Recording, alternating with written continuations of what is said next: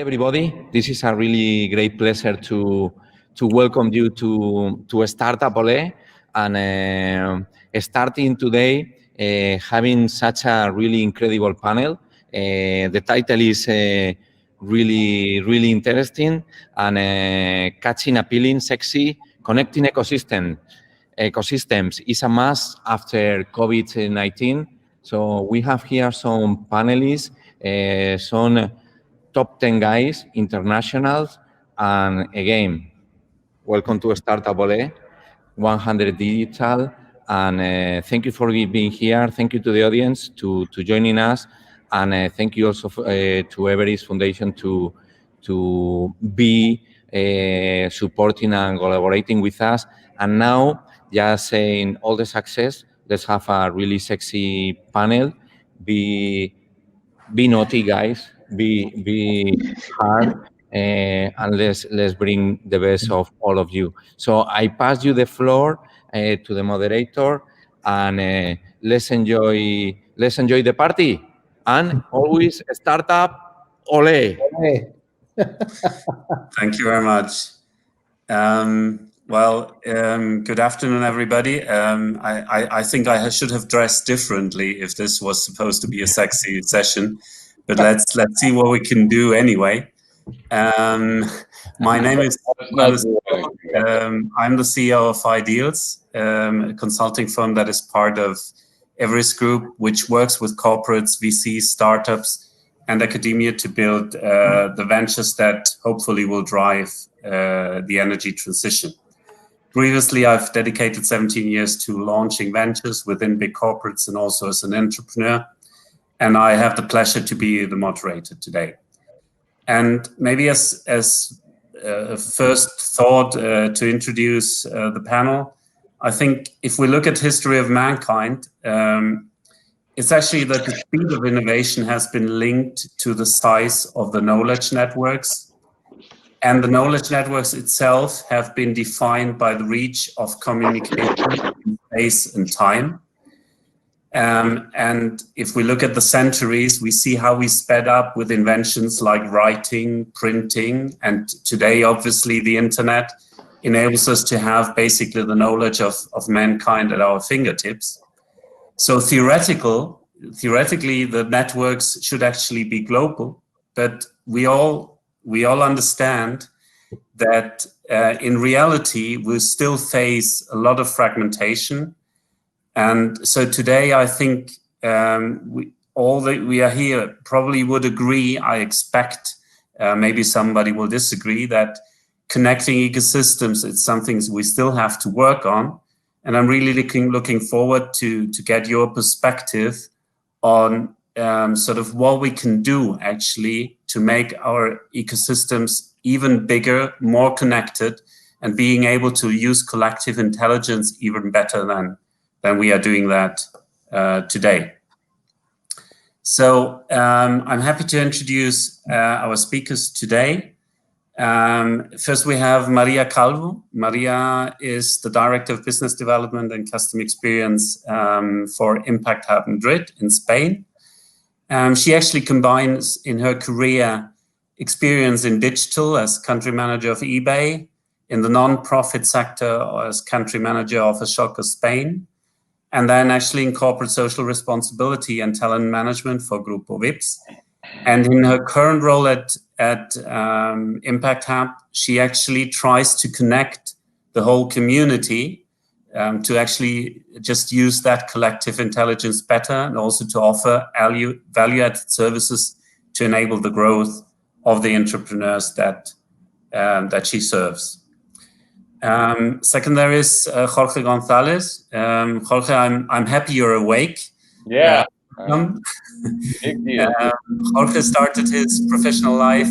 He's consultant and investor in G2 Momentum Capital in Mexico. So it's very early for him.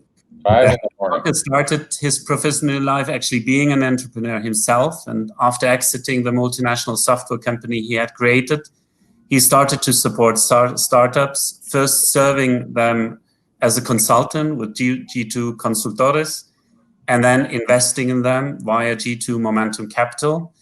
an early stage investment fund that has made over 40 direct investments in startups in Mexico and Latin America. So welcome, Jorge. Thank you very much. We have also with us Paul. He's the managing partner of I4E Ltd in Switzerland and UK, I understand. Paul actually combines geographical diversity. He was born in Italy, grown up in the US, and now he's been living in Switzerland for 10 years. With professional diversity, he started out interested in German literature and philosophy. That's actually quite strangest thing, especially the German literature.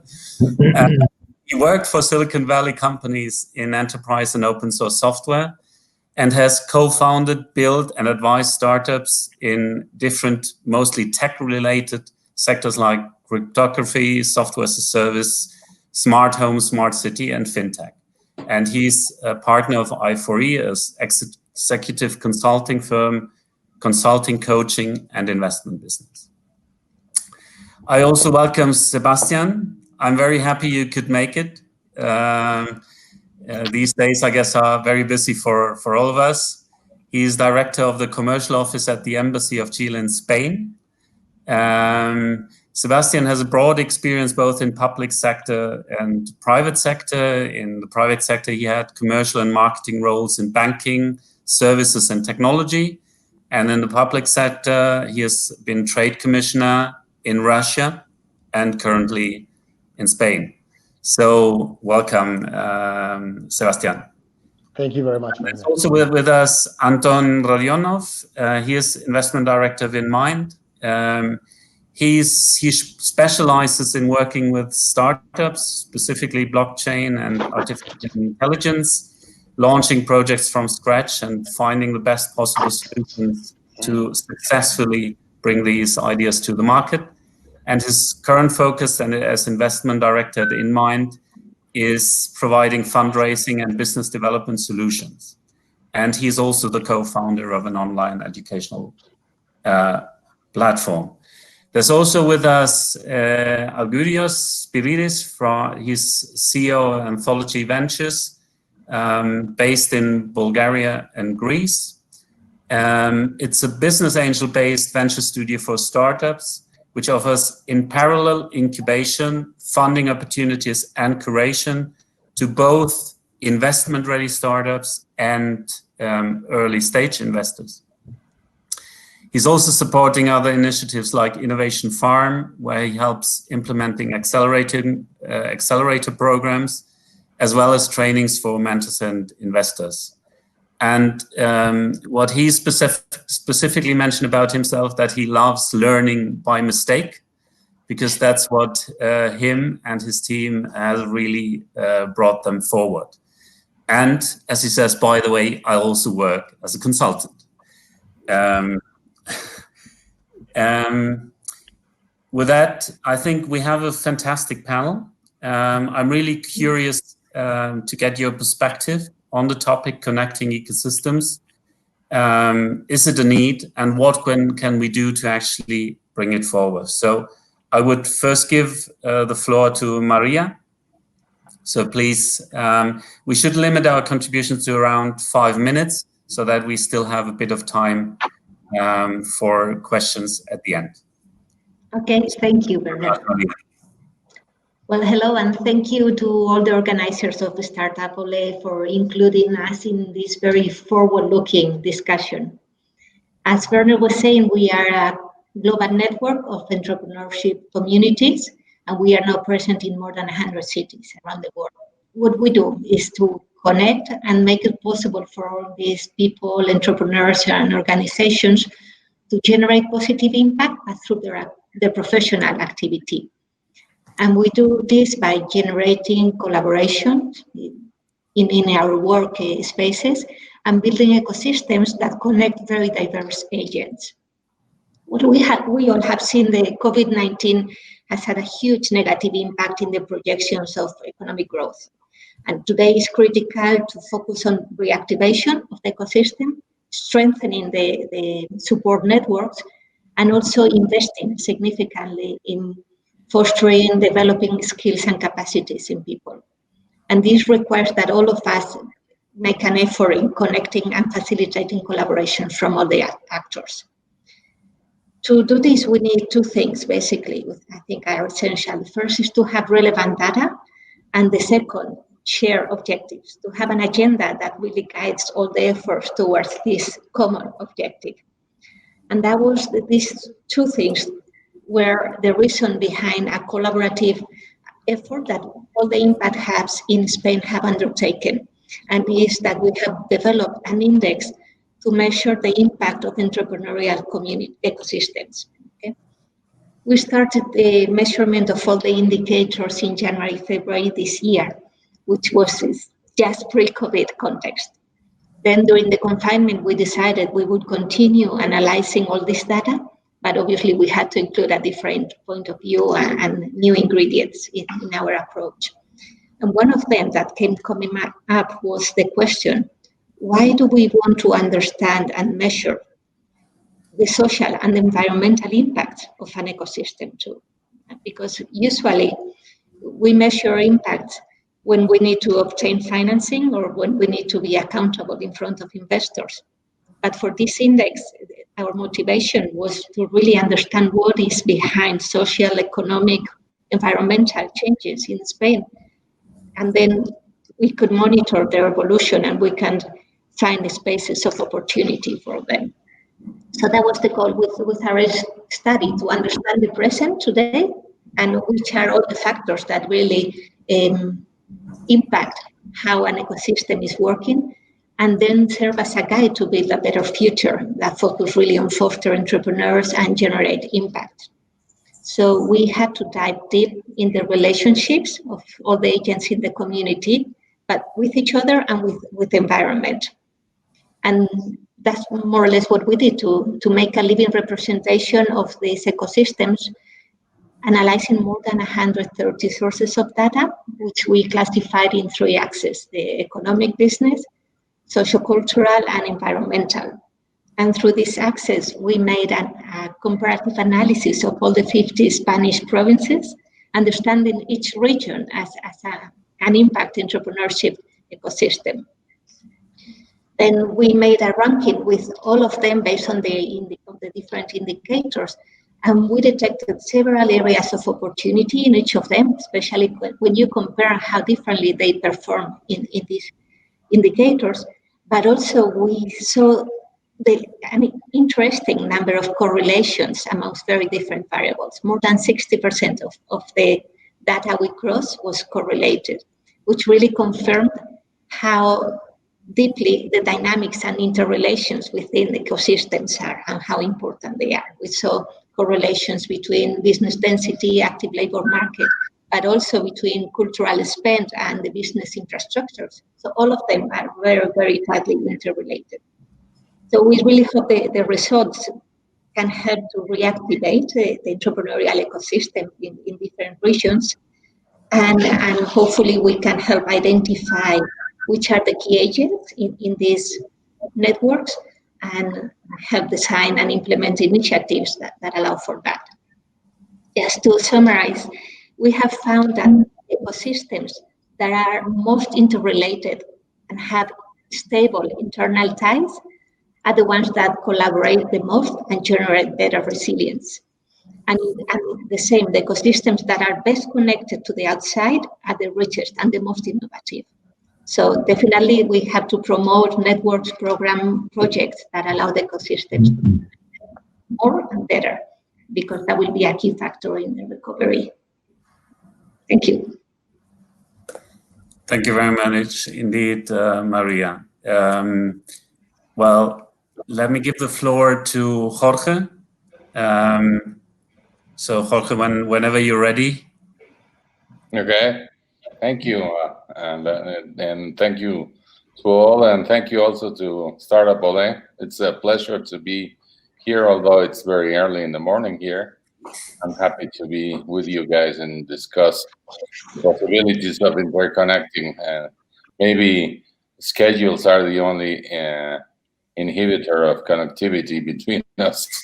But as you can see, we can always wake up early and do the connections.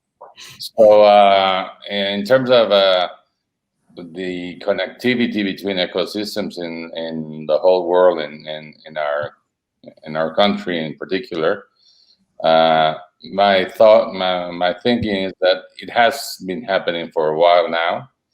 I do believe that the COVID, of course, have altered many things that we as an ecosystem do, as an investor, as a consultant, as a firm, are of course affected by this phenomenon, but it has not changed what I think is important for the connectivity of the ecosystem, and that is that the incentives are the driver of what's going to go ahead, and it's the incentives that we need to push forward if we want the ecosystems to be connected. And by incentives, there are many different. The first one is market sizes. We live, some of us live in underdeveloped countries, in countries that need the flows of capital to be, present in order for the countries to grow. And that is in itself a big incentive for the ecosystem to be integrated and to be connected.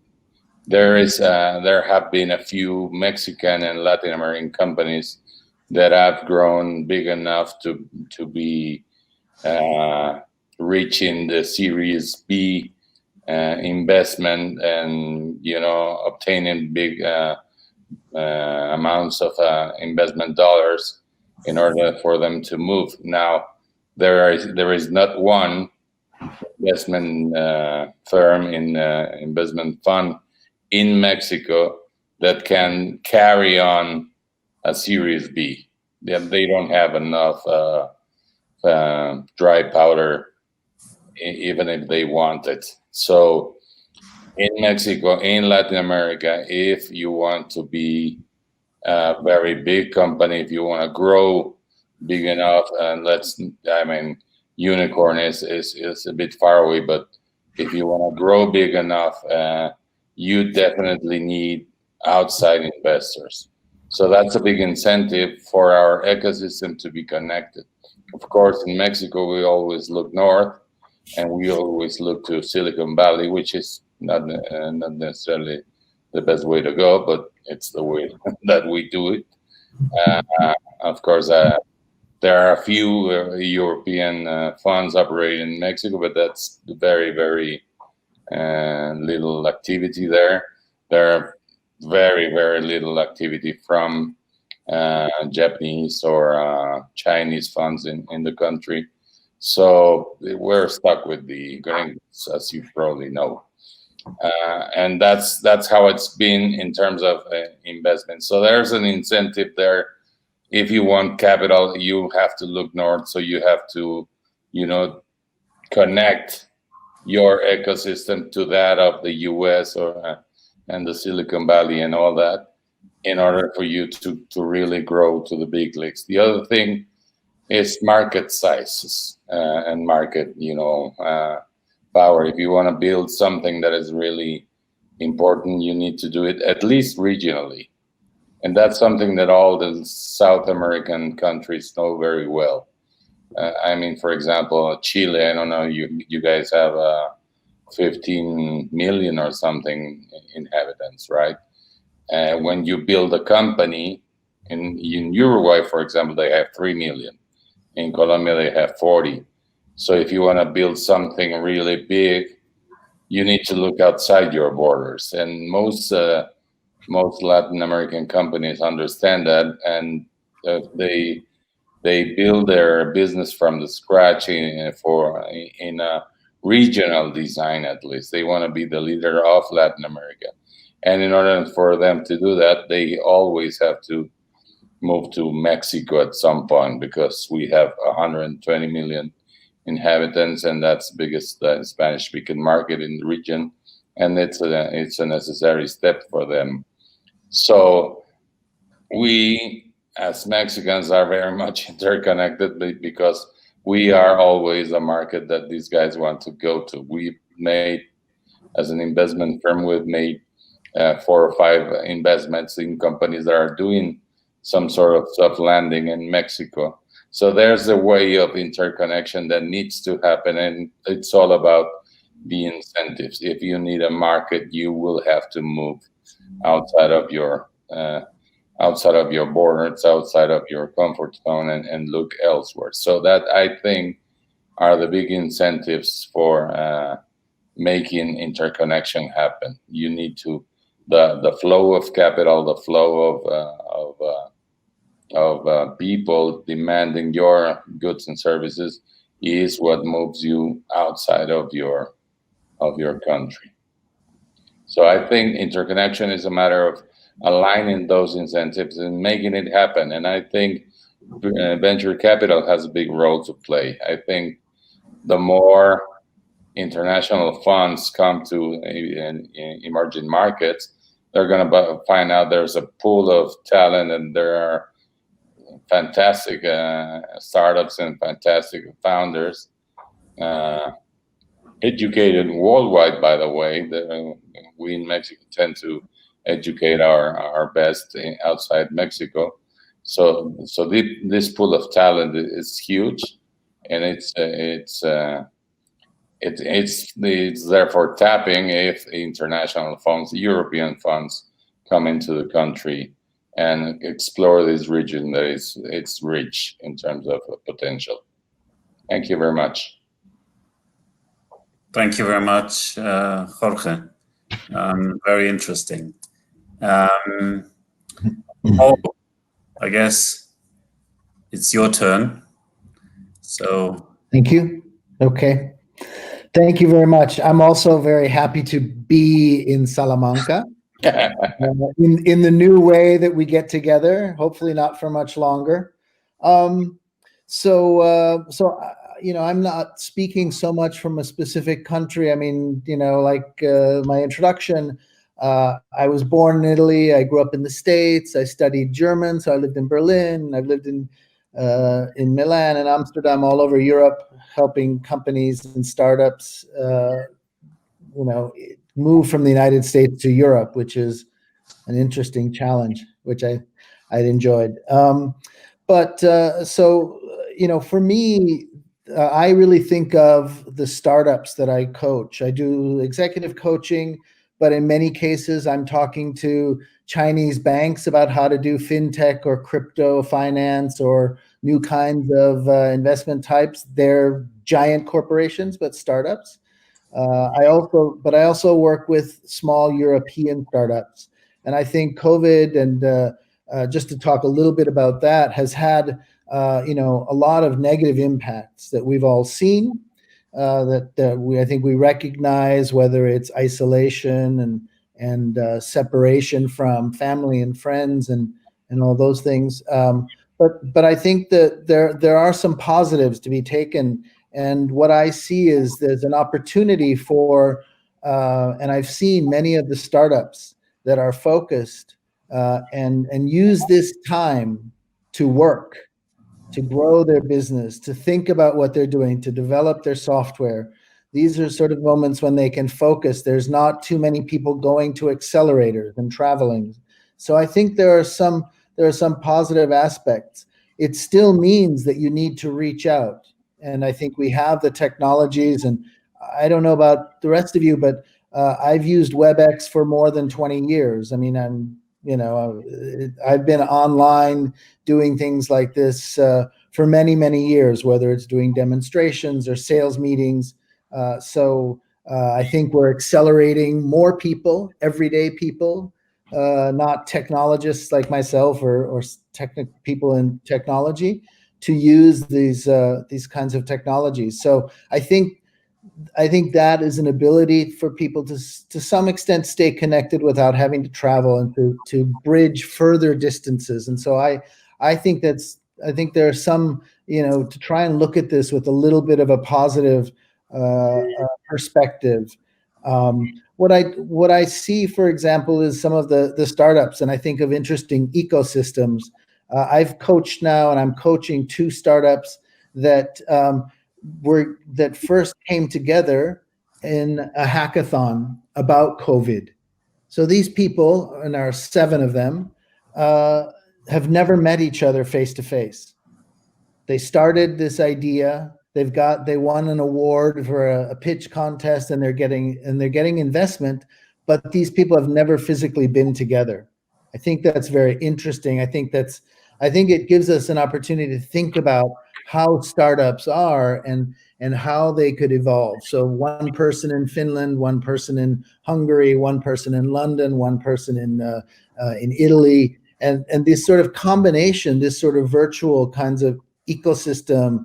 Obviously, it's not ecosystem that we're talking about, which are geographic, right? But I think that there's a way to think about this, and I think it's interesting for me also because I do a lot because I'm in Switzerland. There's a lot of crypto and cryptocurrency and crypto technologies.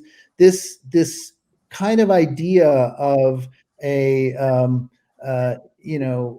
being part of a ecosystem that is very global, separated but connected and very global. So I'm sort of going against a little bit, I think, the idea of geographic ecosystems getting together and sharing, and more almost into the single person as a networked individual.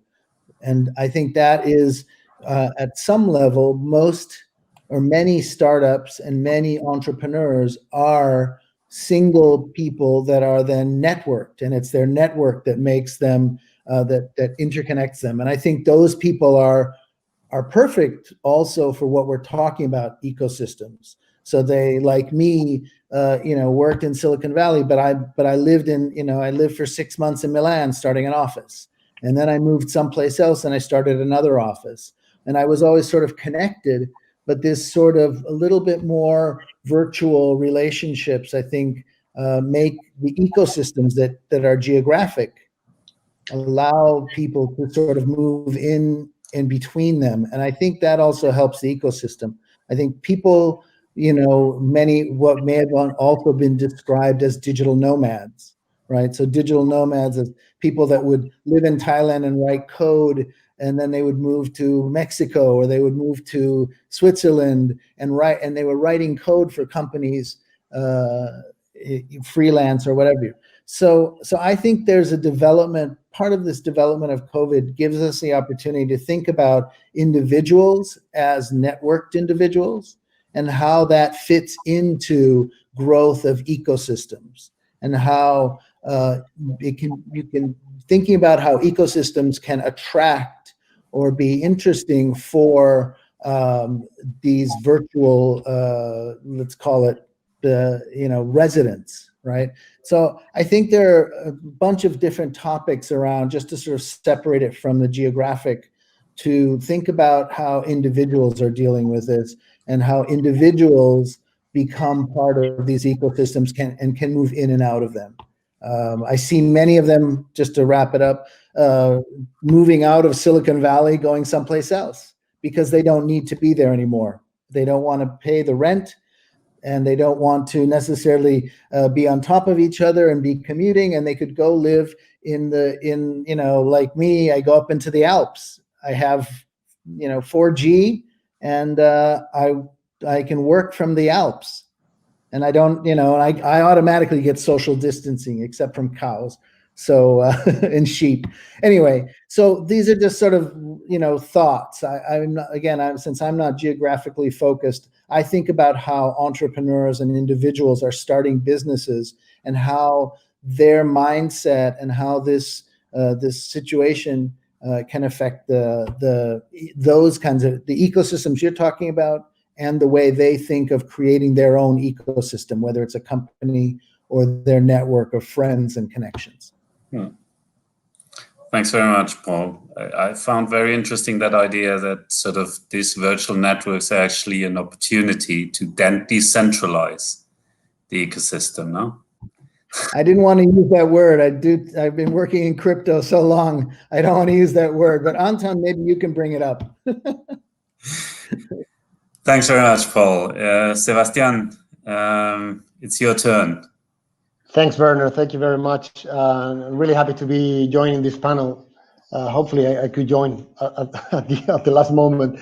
I just want to start with thanking Emilio and the team by inviting us and having us in the Startup LA this year version, adapting to new reality. So congratulations and wishing them a lot of success during this week.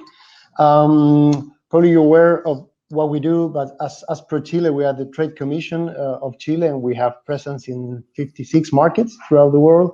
I'm based in Spain for Spain and Portugal. And answering the question of the panel, is it important for us to start working or keep working on connecting ecosystem? Definitely yes, from our standpoint. We've been doing that for a long time, and I think Jorge touched on this before, mentioning we are far away from everyone. We're pretty much isolated as a country, and we are a very small economy. We are about 19 million already, Jorge, so a little update over there. But it's typically a testing laboratory for a lot of solutions, goods and services. A lot of people go there to try their invention, developments, and creation. And then, of course, we have a real need, a natural effort to export everything we do. So we are very well known as a country for mining and agriculture and agribusiness and so on and so forth. We're a very large exporting country. And this is mainly on our DNA today. So what happened 10 years ago, we were already very well connected with the world. We have about 29 free trade agreements with 65 economies. So we are really well interconnected. And it's really, I would say it's really advantageous to work from Chile in the traditional world. But then in year 2010, an accelerator program was created. It's called Startup Chile. And this is, I think it's a good idea of sharing this concept, because at the time there were not too many programs like this. Today we can see everywhere, even by regions, we have many examples. But it was truly innovative at the time. And it was looking not so much to export our creations and innovations, but mainly looking for creating a real change in our society. It was an internal based program. It was trying to get people mindset to change and allow for taking risk. We were a very traditional society at the time. So there was a big failure fear, I would say. So this program came mainly to change that and to prove to other startups that it was possible, and you could have good ideas, as you mentioned, Paul, not only in Silicon Valley. So we were trying to create the conditions for a Silicon Valley, if you wish. And now that's the term we're using. And Startup Chile has been the focus of a lot of investigations and research in Babson, in MIT, in the US. So it's a very small country with all these conditions. And after we created that program, providing $40K US dollars equity free with 1 year tech visa, co-working space, and all the networking you needed. And it basically attracted a lot of startups from all over the place. The first year, we didn't have any or a couple of startups from Chile. So it was mainly international people coming to Chile, and that has helped a lot to change this reality in the beginning. If we fast forward 10 years, we have about 2,000 startups that has gone through the program, and it has been extremely successful. I can give you a couple of examples. They're reaching 55% survival rate compared to the normal one. They have raised capital for about $1 billion US dollars. This is 18 times more money than invested by the government. And they have a portfolio of about 1.5 billion today. So I wanted to tell this story as an ingredient for what is happening today. Of course, COVID has accelerated everything, and we have access to technology, so we don't need to be focused, geographically focused in any location. So what we're doing after Startup has consolidated, Startup Chile, which was replicated in about 50 countries after having success in Chile. The next logical step will be to help internationalize these companies and startups, Chilean or international based in Startup Chile. So we are working now with a lot of ecosystems, creating the conditions for not only get installed in different countries, but also have this networking effect, which is what Paul was referring to, and it's very powerful. So we're doing, of course, congresses and fair trade. So we participate in Startup LA or Web Summit and all those kinds of big events, which is helping you to get recognition and position in the country as an innovation hub for Latin America. But we're also financing together with Corfo programs for getting established in different countries. So we have Go Global, which is aiming for Colombia, Peru, Mexico, and Miami, which is typically what we look at. As Jorge mentioned, they're looking north. We're also looking north. We can't look south. So we're always looking. Latin America is of course, our natural development ground. But then we need to go to Europe and Asia. So we need this ecosystem interconnection permanently. Not all the companies are establishing services and creating companies in all countries, but I would say that experience is showing us that every time more is happening, especially with the service and TIC sector. I think they're looking for some sort of presence in the market, be it by reseller or establishing their own operation. And networking is key. So for us, it's definitely a yes. We think that's the right strategy for a country and also for companies, where there are small startups, but they have already achieved some maturity and they can take this trip and this long travel of establishing in new markets. So that'll be my reflection for that question today. Thank you. Sebastian, thank you very much. Great story. We're running a bit short on time, so maybe Anton and Julius, if you can limit it to 4 minutes, that would be great. Anton, go ahead. The floor is yours. Thank you, everyone. First of all, I think needless to say that thanks so much to Startup Ole, to all the organizers, co-organizers, to all the viewers, to everyone who is participating right now. Indeed, a very interesting and truly helpful, I believe, solutions and a moment to share, some of the ideas that we have. Answering the question, if coming straight to the point, I would say that, of course, yes. A simple. Well, I'm not that great at physics, so if some of you are good at physics, you may correct me. But it's about the forces and the opposite forces. So the harder the harder the force, the harder should be the opposite force to equalize it. Or that's the same analogy we can apply to, I don't know, wherever you want, spaghetti if you would like to, right? So if you can break one, if you take just one small spaghetti, you can break it with fingers, right? Imagine you take 1,000. Well, that's the same analogy when we talk about the ecosystems. It's about us uniting. It's about ventures uniting. It's about governments uniting and startups uniting together in order to really and truly prove and strive for the meaning of the word that they are about innovations. It's truly about changing something, either making an impact or bringing the solutions that will save people's lives or ease some of the things that maybe we do not like or think that we could facilitate it.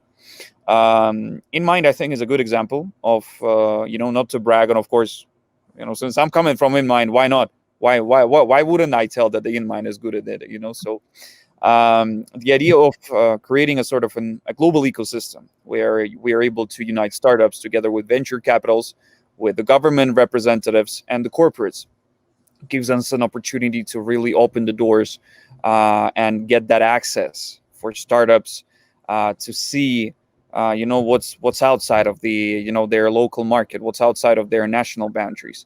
It gives it gives kind of keys and access to venture funds to see what's outside of their market and see the solutions they haven't seen before.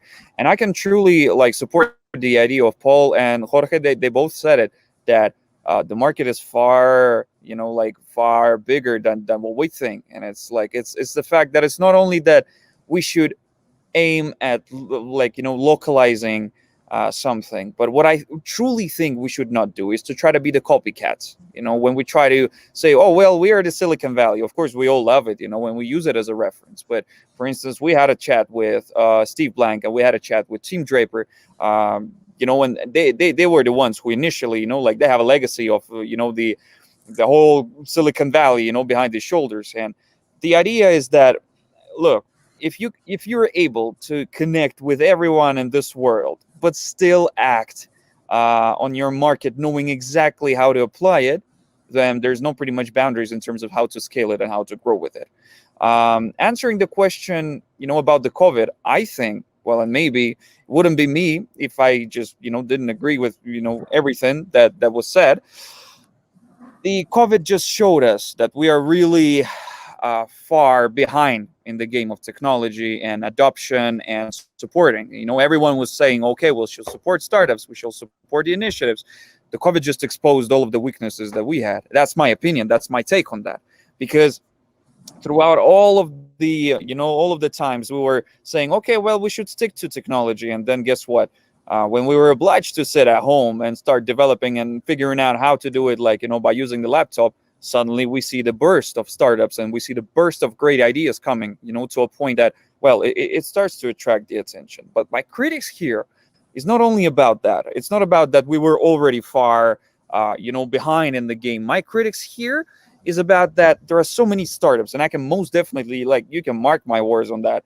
I can most definitely guarantee that if you ask me, I can show you so many startups that just need that seed stage and that are in such a need of just a small push. And it's not only about the money, it's about the coverage, it's about supporting them, it's about maybe giving them some sort of crutches so they could walk to a certain door and help it out.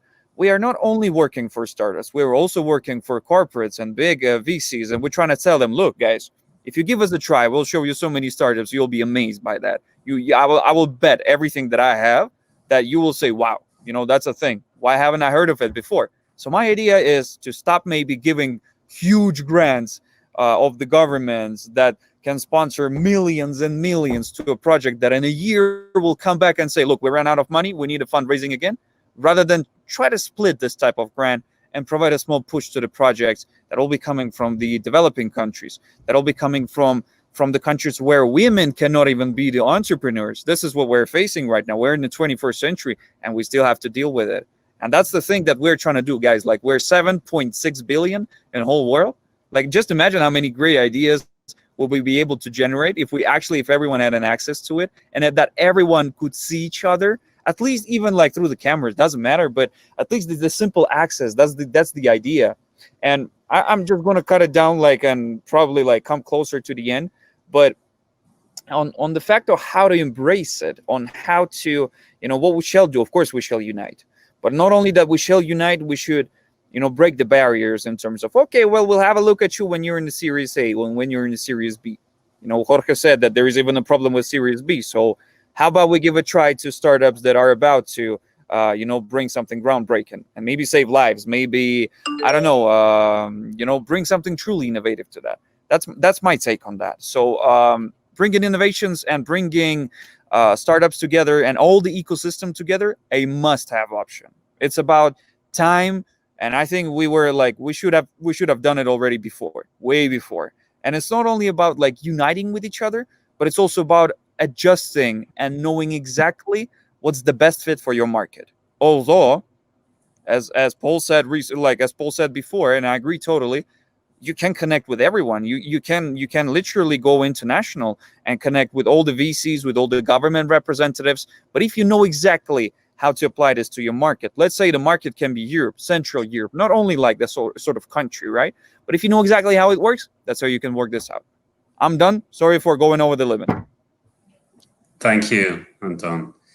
Aurelius, I think we will run over a bit and still give you the 5 minutes. So hopefully the audience will bear with us.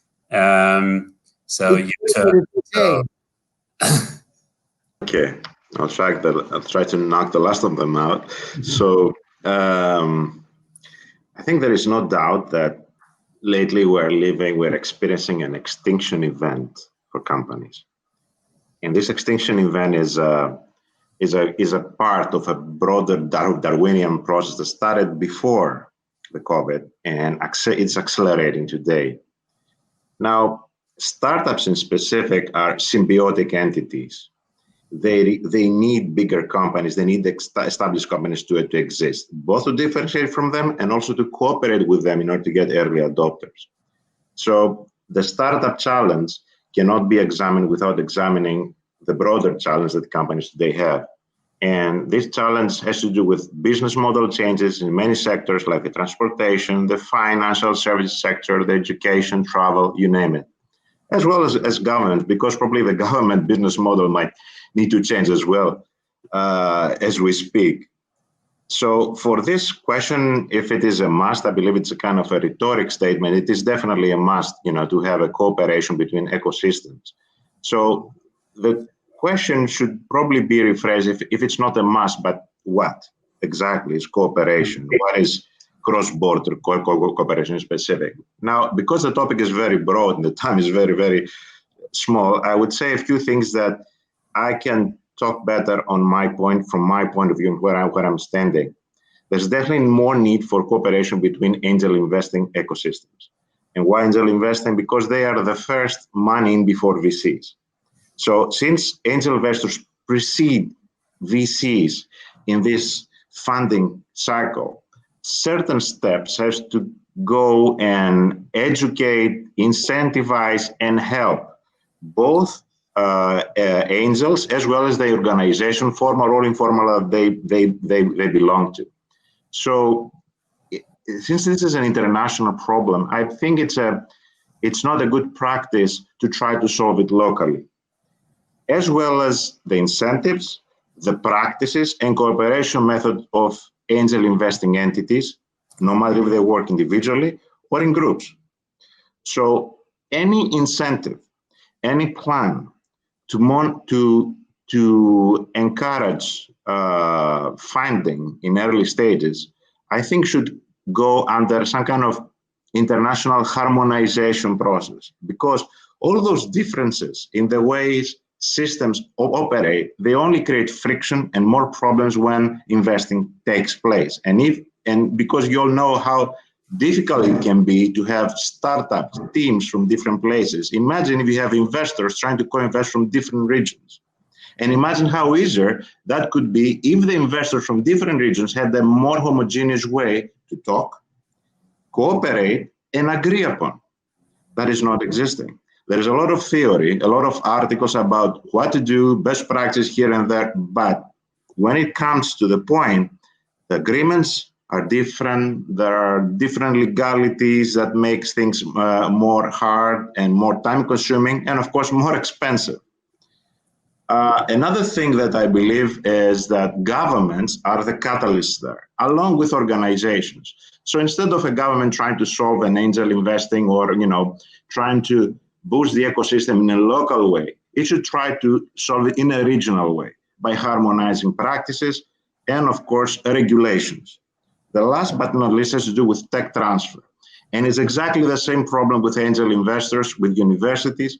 Tech transfer needs more advancement in terms of harmonizing practices, making contracts much more easier and digestible for investors, early stage or later stage to come in. I'm talking about patents, I'm talking about all kind of licensing rights, and I'm talking about bureaucracy that needs to in a way, not only shrink, but become more uniform, because we don't have the expense. We cannot afford the expense of a learning curve every time. That's all I have to say. Thank you very much. I think for me, I've actually learned a lot of interesting thoughts. We're already over the time.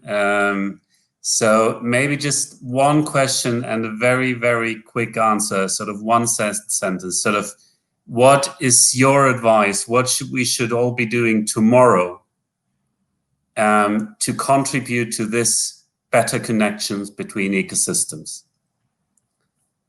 Maria. You have 10 seconds to think about it, because the first one. Okay, I think we should understand that an ecosystem is very different to ecosystems. So we should leave the ego at home and understand that it's not building individual relationship or helping this individual relationship for the entrepreneurs, but making sure that we are contribute to build these vibrant ecosystems, which is more understanding what really makes the ecosystem work for the entrepreneurs and for all the different actors. So it's not win-win, but win-win-win. All the environment wins. Great. Thanks very much, Maria. Jorge. Well, what I'm about to do is get up early this week and take a look at European startups doing pitches in Startup LA and everywhere, and see where can we move capital internationally to produce some movement in terms of connection. I think as long as investors connect startups, that's something that's going to happen. Yeah, I think it's certainly right that we need to strengthen the role of the European Union in this whole game. I mean, it's an economy as the US, and it's a dwarf in terms of investing in the startup ecosystem. That is, I don't think we can live with that in the long term. Right. So, thanks very much, Jorge, and thanks very much for being up that early and being that awake that early. Yeah. Well, I did my best. You did really well. Thank you very much. A pleasure. Paul.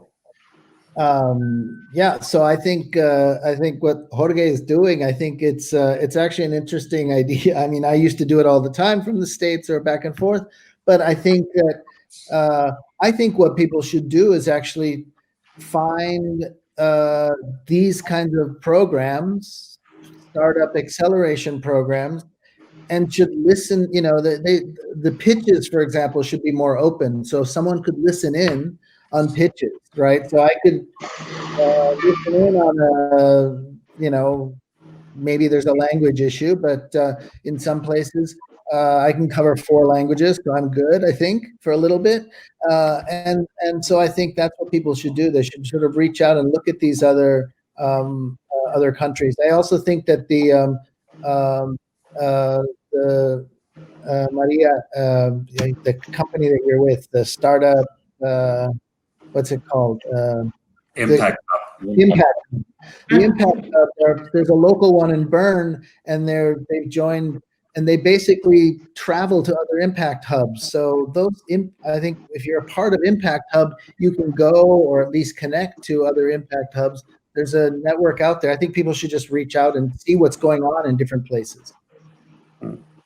I find very interesting that idea that possibly maintaining the reach that we've suddenly discovered with virtual meetings and with virtual networks, and adding back in the personal component, that might be a big opportunity to push the international connection of the ecosystem. Yeah, with a little bit less carbon footprint. Yes. No more flying. Yes. Sebastian. Definitely agree with you, Paul. I think for us it's obviously very important to provide this transparency and visibility of the ecosystem for lesser known countries in different regions. So I think we achieved that with this Startup Chile idea or program that I was mentioning before. So we were able to position ourselves, but then you need to bring the support, the last mile support for those companies trying to achieve there. And there is a long-term race here. It's not from one day to the other. So I think there's a big corporate and also public sector mentality change. You need to go through a cultural change process, which is not quick. And for that, I think one of the tools we have, other than congresses and fairs and that, is to work on the open innovation challenges. I think that's a good idea to foster change within the corporate sector and to attract and enable startups to be part of that change. So I think that's showing to work really well in the US for a long time, and in some way in the European Union it's also happening, probably on a slower pace. And I think we have a lot to learn from that as well as a Latin American country. And we need to integrate that a lot more than we are doing now. So I think that's a very key message for us, at least. Yeah, I couldn't agree more with you, not the least because at Ideals, we earn our living with that open innovation approach, bringing VCs, startups, and corporate together. Anton, your last word. Right. Real quick. Try to be quick at least. We've been questioning the same type of thing within Mind before, and the word COVID may be different and maybe a new word to what we've been like putting in our formula. But if you erase this word and leave a blank space, it's the same type of question and the same type of answer we will be like giving you how to do it or what is the next step. As I've said, the idea was to create an ecosystem with VCs, angels, family offices, corporates, and everyone. Currently, we have 12,000 registered already, like users, and those are the service providers, the investors, and the startups. But if we go beyond that, if we think globally, if we think really like outside of the box, the two main answers are, and the two main problems, it's like a chicken egg problem, like to be real, like to be honest with you. From one side, the startup should really like fight the barrier and really look for something outside, like for look somewhere beyond, question everything that they have, and don't be afraid to ask, and don't be afraid to look maybe silly or ask a question that they may not receive an answer for. The government, corporate representatives of the VCs, angels, and whoever from the other side should embrace their own vision as well, to think outside of what they think should be good for them, outside of those templates, outside of that, well, we only invest in this segment, or we only are interested when you have a revenue, we only look for this. They should support the initiatives from all the smallest ideas to the biggest ones, and the startups should also unite under some sort of platform, under some sort of place where they could be heard, where the VCs could be heard, where the governments could be heard, and that is a win-win for everyone, because everyone will get their solution, everyone will benefit from that. And that was the idea that we were carrying it. Okay, erase the word in mind, I'm not trying to promote anything, but the idea is that you get a win-win for everyone. And isn't that what we're all here for? Is to get a win-win and actually not only make the commercial point out of it. That's the last part we're all thinking about. We're thinking about impacts. We're thinking about education. We're thinking about health, everything, you name it. And that's the truth. That's the spirit that we're all going and headed to. That's it. I'm done. Thank you very much, Augurius. We have less than a minute left. So I'll be brief. Sorry. Startups try to solve real problems. It's a good time for real problem solving, not any type of problem. 2, the rest of us try to find the friction point and do, the lean startup for startup players and ecosystems. Probably accelerate the accelerators. That's all. Thank you very much. That's a great final word, Augurius. Thank you very much indeed. Great panels. Thank you all for being here. And I hope that our contribution to the ecosystem will be that we will stay in touch in the future. Thank you very much. Absolutely. Thank you. Have a wonderful day, morning, and evening to everyone. Wherever you are. Thank you. Bye-bye. Bye-bye. Bye.